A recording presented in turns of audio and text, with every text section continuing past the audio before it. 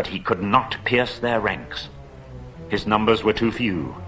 Soon the attackers were attacked, facing every way, hemmed all about with goblins and wolves returning to the assault. The bodyguard of Bolg came howling against them and drove in upon their ranks like waves upon cliffs of sand. The assault from the mountain was renewed with redoubled force, and upon either side men and elves were being slowly beaten down. On all this, Bilbo looked with misery. "It will not be long now before the goblins win the gate, and we are all slaughtered or driven down and captured. I would rather old Smaug had been left with all the wretched treasure than that these vile creatures should get it and all of us come to a bad end. Misery me! I wish I was well out of it." The clouds were torn by the wind, and a red sunset slashed the west. Seeing the sudden gleam in the gloom, Bilbo looked round. He gave a great cry.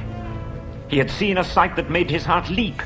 Dark shapes, small yet majestic against the distant glow. "The eagles! The eagles!" he shouted. "The eagles are coming! The eagles! The eagles!" Bilbo cried, dancing and waving his arms. If the elves could not see him, they could hear him. Soon they took up the cry, and it echoed across the valley. Many wondering eyes looked up, though as yet nothing could be seen except from the southern shoulders of the mountain. "The eagles!" cried Bilbo once more, but at that moment a stone hurtling from above smote heavily on his helm, and he fell with a crash and knew no more.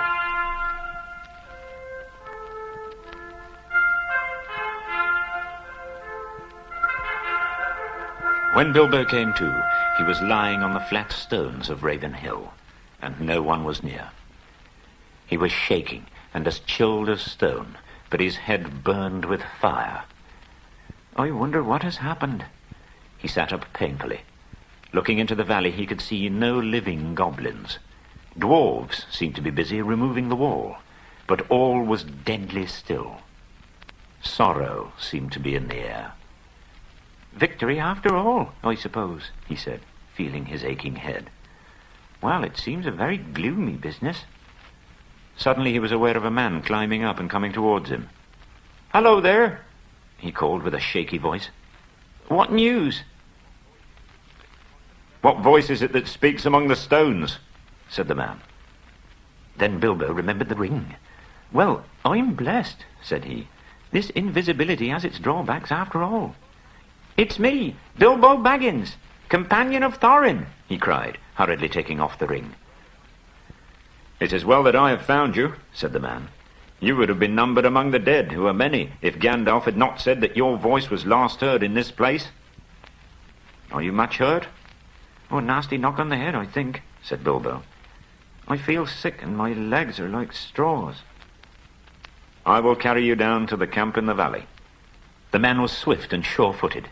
It was not long before Bilbo was set down before a tent in Dale, and there stood Gandalf, with his arm in a sling. "Baggins!" he exclaimed. "Well, I never. Alive after all. I am glad. A terrible business, and it nearly was disastrous. But other news can wait. Come," he said more gravely. "You are called for," and leading the hobbit, took him within the tent. "Hail, Thorin," he said as he entered.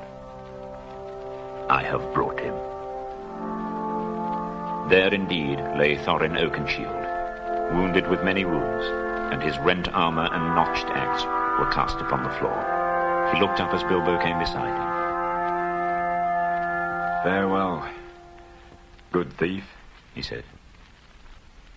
"I go now to the halls of waiting to sit beside my fathers until the world is renewed. Since I leave now all gold and silver, and go where it is of little worth, I wish to part in friendship from you, and I would take back my words and deeds at the gate." Bilbo knelt on one knee, filled with sorrow. "Farewell, King under the Mountain.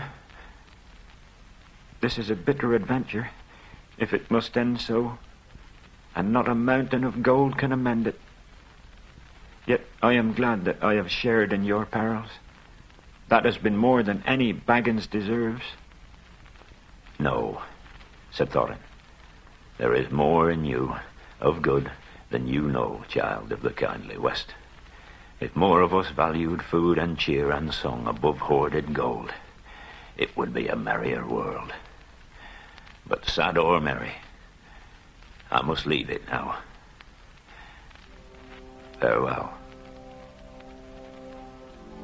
Then Bilbo turned away, and he went by himself, and sat alone, wrapped in a blanket, and he wept until his eyes were red and his voice was hoarse. "A mercy it is," he said at last to himself, "that I woke up when I did. I wish Thorin were living, but I am glad that we parted in kindness. You are a fool, Bilbo Baggins, and you made a great mess of that business with the stone. And there was a battle, in spite of all your efforts to buy peace and quiet. But I suppose you can hardly be blamed for that,